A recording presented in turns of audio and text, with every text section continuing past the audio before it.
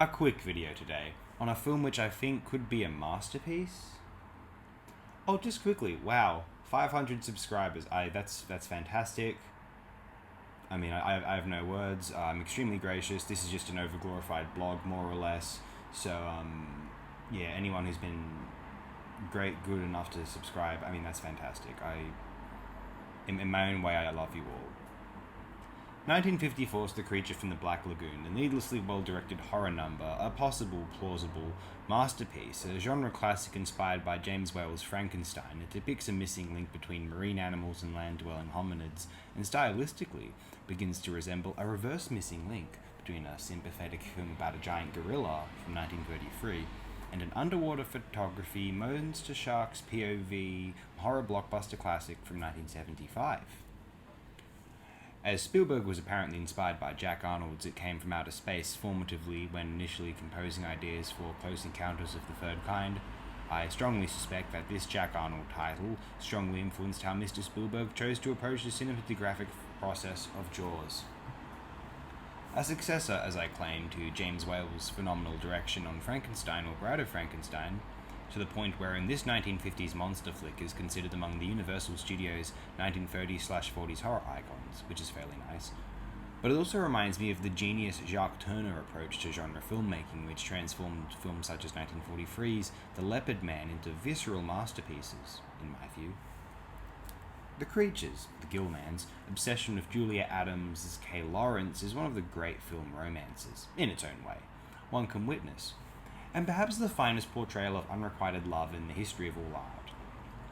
Oh, and of course, Guillermo del Toro, inspired by this film's hypothetical alternate conclusions, composed a glorious film in 2017, one which I was utterly bowled over by, to the chagrin of film snobs who decided that too many people enjoyed it for them to like it, or The Shape of Water I'm talking about.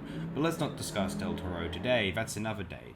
Today, enjoy these screen caps of William E. Snyder's phenomenal photography of Jack Arnold's direction. One story I once read about the film's production, I did confirm it actually.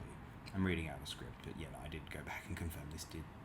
According to Wikipedia, this occurred, is that performer Ben Chapman, who popped on the Gillman suit when it is on land, of course it is Riku Browning when it is underwater, could not see very well at all in the outfit, and so in an earlier take of the famous shot when Gillman carries Kay Lawrence through its cave hideout, I'm not sure when exactly, where specifically, if it was when the creature has to carry her through that narrow space or right afterward, but apparently, unfortunately, he carried her walking too close to the cave wall, I assume is set from my understanding, and hit her head against the side of the rocky formation or plastic mold to resemble a rocky formation. Very unfortunate, this. Apparently it was at a dinner party during the production of Citizen Kane itself, wherein this film's producer, William Alland, who, then an actor, portrayed the reporter Thompson investigating the meaning of Rosebud, heard about an alleged half-man, half-ichthys in the Amazon jungle, and so 10 years on wrote some story notes, and one Maurice Zim penned a story treatment, and Harry Essex, screenwriter in 1953's It Came From Outer Space, also Jack Arnold's direction, along with Arthur Ross, composed a suitable screenplay. It's very interesting how, the production of Citizen Kane is where this film's genesis occurs. Although I do wonder, you know how film producers are. Oh yeah, it was trying to connect all of history together, Phil came in, right, strummed out this tune, yeah, and I said, that's the number one record. That sort of thing.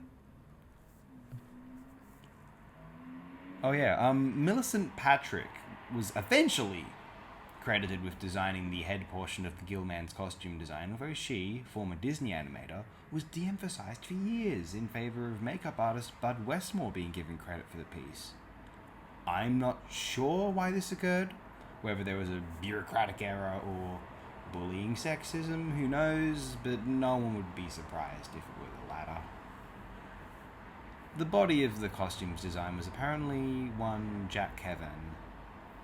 He'd apparently worked on The Wizard of Oz, and as well as designing prosthetics for war veterans, which is very noble, I think. Shot in California and Universal Studios, Universal City, and also at Wacala Springs, Florida, for all of its underwater filming, I must say, they disguise the fact that we are witnessing two locations extraordinarily well. You never question whether the creature is swimming underneath the boat or not. They perfect the illusion of creative geography just immensely well. Now, I just love the gill man. Somehow, the aquatic hominid missing link makes for one of the coolest, most adaptable ideas in the history of visual fiction. This is possibly most manifest for me, and really it's why I like the gill man so much, when I consider Mike Mignola's most wonderful comic book character, Abe Sapien. Abe Sapien is known as a supporting character to Hellboy, although I, and I'm sure other fans of the wider BPRD-verse, could consider Abe Sapien a potentially superior creation to even Hellboy, especially BPRD Hell on Earth onwards when he got his own ongoing series, plus older stories such as Drums of the Dead or The Drowning, Devil Does Not Jest, The Abyssal Plane. Something about an aquatic hominid as a protagonist or antagonist in the case of this 1953 picture is just genius in my mind. Lots of potential to depict some exciting, graceful motions via a visual medium. Yeah, the Hellboy, that, speaking of Guillermo del Toro, that duology of films, plus that's how I got into the comic books, that's a huge influence on me. That's almost... It's more or less my favorite thing in comic books that isn't related to Alan Moore anyway. Just phenomenal. Really, it's deep in my heart. I did discuss the 2019 Hellboy film by Neil Marshall, which I actually quite liked, despite it being critically reviled for reasons that I'm really genuinely unsure of. I guess it was just a bandwagon and people saw there was a target on its back and they went to town. I don't know. A very well executed film, all things considered. I'm very surprised at how effective the film actually is as a monster film, as a film which tries to depict the grace of the filmmaking form itself in that Jacques Turner sort of way. What is interesting, okay, let me just state, I think wherein this film can come across as a bit dated is its emphasis on the creature's hand kind of coming into the frame more than about 4 times during the film as an act of tension. This is considered... You'd never do this now, that just seems a bit clumsy and awkward. I think at the time it was, they're trying to build tension, they're trying to not show off all of the creature at once. I think there's an implication that he's trying to feel what's going on, there's some sort of process wherein he's trying, the Gillman's attempting to, feel around and get a sense of what's above the water, what's on the surface or inside the room, as opposed to having to, look inside. But, nevertheless, it's just, I don't know if they really thought that far ahead. I'm sure they made it up as an excuse, although it just comes across as a bit... It's the one thing in the film wherein I feel as though if people were very, very arrogantly and kind of narcissistically and, pack mentality,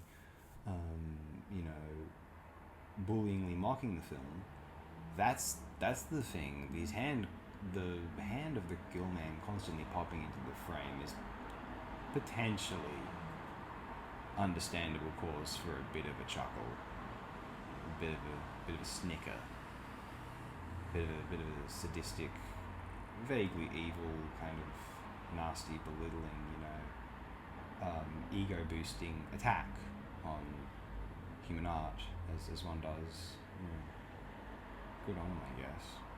Anyway, I do love this film. Let me know your thoughts on the film in the comments if you are so inclined, but more importantly, do have the best possible day, night, wherever you are, however you are. Thanks again. 500. Thanks all of you. I do love you all in my own way. I appreciate you immensely. Thanks again.